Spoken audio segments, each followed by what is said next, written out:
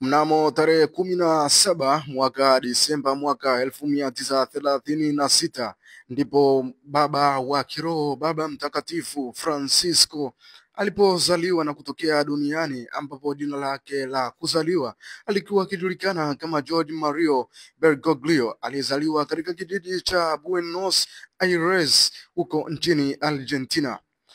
Alikuwa mtoto wa kwanza wa familia ya wazazi wenye asili ya Italia, ambao jina lao walikuwa kijulikana kama Mario Jose Bergoglio, mtu wa reli, na Regina Mario Sivore, ambaye huyo alikuwa ni mwanamama na mama wa nyumbani. Tangu utotoni, George alionekana kuwa na maadili mema, upole na moyo wa kusaidia wengine. Hakika huu ulikuwa ni upendo wa pekee, na alikuwa kweli ni mtu wa kipekee ambaye alionekana kuwa mtu wa dini kweli kweli. Lakini katika miaka ya 1950, miaka ya ujana na wito wake wa kiroho, alipokuwa kijana alipenda dance na mpira wa miguu, lakini moyo wake ulikuwa unavutwa zaidi na maisha ya sala. Lakini mwaka 1988, akiwa na umri wa miaka 21, aliingia katika shirika la Kijesuiti, yani Jesuits, na kuanza mafunzo rasmi ya utawa. Alisomea kemia na baadaye falsafa ya teolojia katika vyuo vikuu vya Kikatoliki nchini Argentina na Chile. Lakini mwaka 1969 alipewa daraja takatifu, yani tarehe 13 Disemba mwaka 1961 alipewa daraja la upadri na Askofu Ramon Jose Castellano, akiwa bado anajulikana kwa jina lile lile la kuzaliwa kama George. Alianza kutumikia kama mwalimu wa falsafa na teolojia, na baadaye alifundisha katika seminari na vyuo vikuu huko nchini Argentina. Alijulikana kwa bidii yake ya kiroho na uwezo wa kuongoza wanafunzi kwa hekima na uvumilivu. Mnamo mwaka 1973, kiongozi wa shirika la Jesuit huko nchini Argentina alichaguliwa kuwa mkuu wa Jesuits Provincial Superior nchini Argentina kwa kipindi cha miaka 6. Wakati huo huo, Argentina ilikuwa inakabiliwa na matatizo ya kisiasa, na Padri Bergoglio aliongoza shirika lake kwa busara iliyokubwa kweli kweli. Mnamo mwaka 1990 alipewa uaskofu.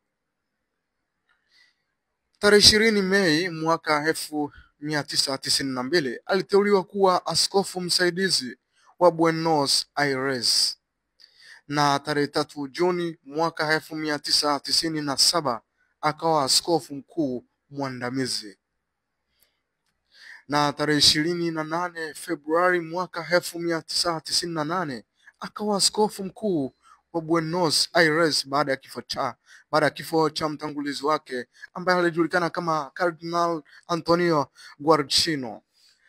Alipendelea usafiri wa basi badala ya gari ya kifahari na kuishi kwenye nyumba ya kawaida badala ya jumba la kifahari la maaskofu huko nchini Argentina. Ukardinali wake mwaka 2021, yani tarehe 21 Februari, Papa Yohane Paulo wa pili alimteua kuwa kardinali.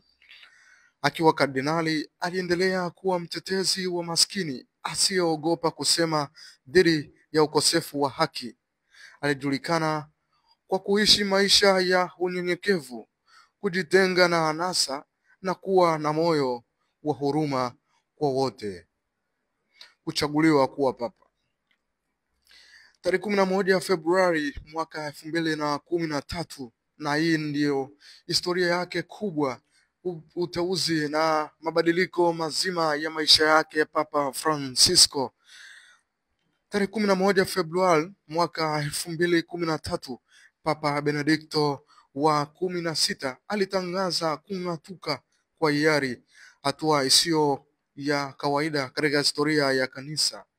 Machi 13, 2013, George Mario Bergoglio alichaguliwa kuwa papa wa 266 tangu kanisa Katoliki lianze mjadala na mchakato mzima wa kuliongoza kanisa hilo kama kiongozi mkuu wa kanisa hilo.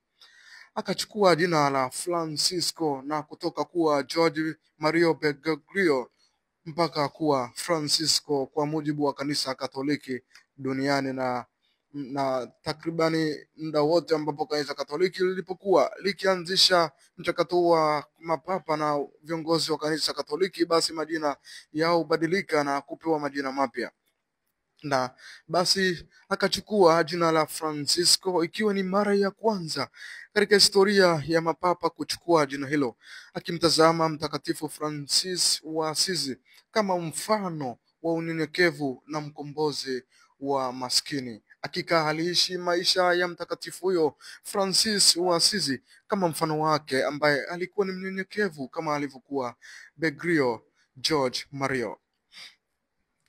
Alikuwa papa wa kwanza kutoka Amerika ya Kusini, na hii ni historia kubwa kwelikweli katika viongozi wote wa kanisa Katoliki duniani. Papa wa kwanza kutoka shirika la Jesuits, na pia papa wa kwanza asiye kutoka Ulaya baada ya zaidi ya miaka 1200. 2013 mpaka 2025, kipindi cha uongozi wa kiroho duniani. 2015, waraka wa Laudato S1 aliandika waraka maarufu wa mazingira Laudato S1, akihimiza dunia kutunza viumbe na kulinda mazingira.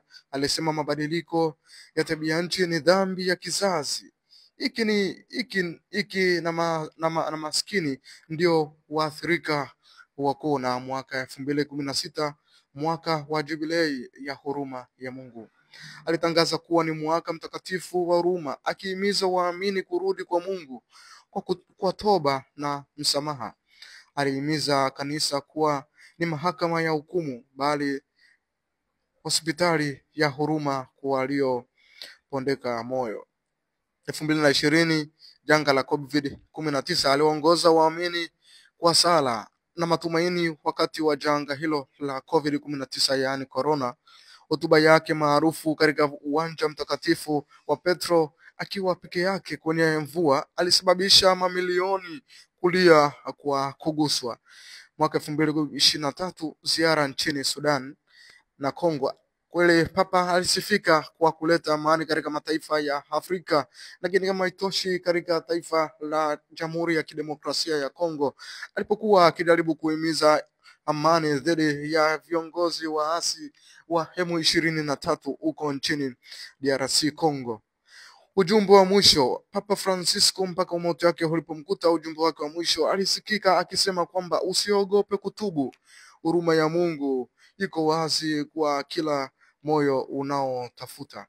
Na ujumbe wake wa mwisho tarehe 20 mwaka 2025, Pasaka Jumapili, alisikika akisema umauti sio kitu kilichotuleta duniani, bali uzima.